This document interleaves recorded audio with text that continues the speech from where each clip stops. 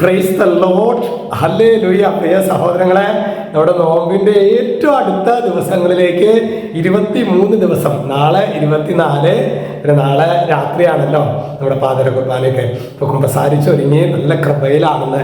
ഇതൊക്കെ എന്തിനു വേണ്ടിയാണ്? ഈ നോമ്പും ഉപവാസവും അതുപോലെ തന്നെ ഇങ്ങനെയുള്ള കാര്യങ്ങളൊക്കെ സഭ നമുക്ക് നൽകുന്നത് എന്തിനാ? അതാണ് നിയമാവർത്തന പുസ്തകം 30:20 വചനം വെളിപ്പെടുത്താണ്. എന്നിട്ട് ദൈവമായ കർത്താവിനെ സ്നേഹിച്ച് അവിടുത്തെ വാക്ക് കേട്ട് അവിടത്തോട് ചേർന്ന് നിൽക്കുക. അതായത് ദൈവമായ കർത്താവിനോട് ചേർന്ന് നിൽക്കുക. അപ്പൊ എന്തുണ്ടാകും? നിനക്ക് ജീവനും ദീർഘായുസ്സും ലഭിക്കും. നിനക്ക് ജീവൻ എന്ന് പറഞ്ഞാൽ ആത്മീയ ജീവൻ. ചിലപ്പോഴെങ്കിലും നമ്മൾ ഒരു പാട്ട് പാടാറില്ലേ സഹോദരങ്ങളെ? ജീവനില്ലാത്ത എൻ ജീവിതത്തിന്മേൽ വീശിടുക, വീണ്ടും ജീവനേകുക. അപ്പോ ആത്മീയ ജീവിതം ആത്മീയ ജീവൻ എന്ന് പറഞ്ഞാൽ ഇന്ന് നമ്മുടെയൊക്കെ ജീവിതത്തിൽ ഈ ആത്മാവിൻ്റെ ജീവൻ നമുക്ക് നഷ്ടം. അതുകൊണ്ടാണ് എല്ലാം ഉണ്ട്, പക്ഷേ അതിൻ്റെയൊക്കെ നടുവിൽ നമ്മൾ പറയണത് അയ്യോ എനിക്ക് ജീവിതം മടുത്തു, ഇങ്ങനെയൊന്നും അവസാനിച്ചാൽ മതിയായിരുന്നു എന്നൊക്കെ പറയുന്നുണ്ടെങ്കിൽ ഈ ആത്മാവിൻ്റെ ജീവൻ നമുക്ക് നഷ്ടപ്പെട്ടു. അത് പ്രശ്നങ്ങൾ വരുമ്പോൾ നഷ്ടപ്പെടുന്നതല്ല പ്രിയ സഹോദരങ്ങളെ, അത് ഈശോയിൽ നിന്ന് അകലുമ്പോൾ ആ ജീവൻ നഷ്ടപ്പെടും.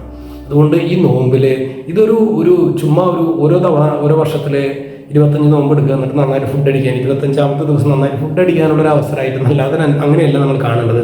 25 നോമ്പിൻ്റെ അതായത് ഈശോയിൽ നിന്ന് നമ്മൾ അകന്നു പോയി വീണ്ടും കർത്താവിലേക്ക് അടുക്കാൻ. 25 കഴിഞ്ഞ് വീണ്ടും പഴയ പടി, അതായത് 25 ദിവസം നോമ്പെടുക്കുന്നു, എല്ലാ ദിവസവും കുർബാനയ്ക്ക് വരുന്നു, 26-ാം തീയതി തുടങ്ങി നമ്മുടെ എല്ലാ ഉപേക്ഷിച്ച ദുശീലങ്ങളും വീണ്ടും വരുന്നു, മൊബൈൽ വീണ്ടും വരുന്നു, മദ്യം വീണ്ടും വരുന്നു, കുറ്റം പറച്ചിൽ വീണ്ടും വരുന്നു, ബലിയർപ്പണം നിൽക്കുന്നു, കുദാശാസ്വീകരണം നിൽക്കുന്നു, പിന്നെ പെരുന്നാളിൻ്റെ ഒരു വൈബിലേക്ക് നമ്മൾ പോകുന്നു.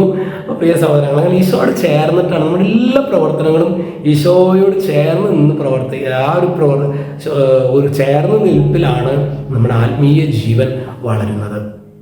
അത്തരത്തിലുള്ളൊരു അഭിഷേകം നമുക്ക് എല്ലാവർക്കും ഉണ്ടാകട്ടെ. ഈശോ നമ്മെ സമൃദ്ധമായിട്ട് അനുഗ്രഹിക്കട്ടെ. നന്നായിട്ട് കുമ്പസാരിച്ച് ഒരുങ്ങി നമുക്ക് ക്രിസ്മസിലേക്ക് നമുക്ക് പ്രവേശിക്കാം കേട്ടോ. ഈശോ നമ്മെ അനുഗ്രഹിക്കട്ടെ. രക്ഷിതാവായ യേശു ക്രിസ്തുവിൻ്റെ നാമത്തിൽ ഇപ്പോഴും എപ്പോഴും എന്നേക്കും ആമേൻ.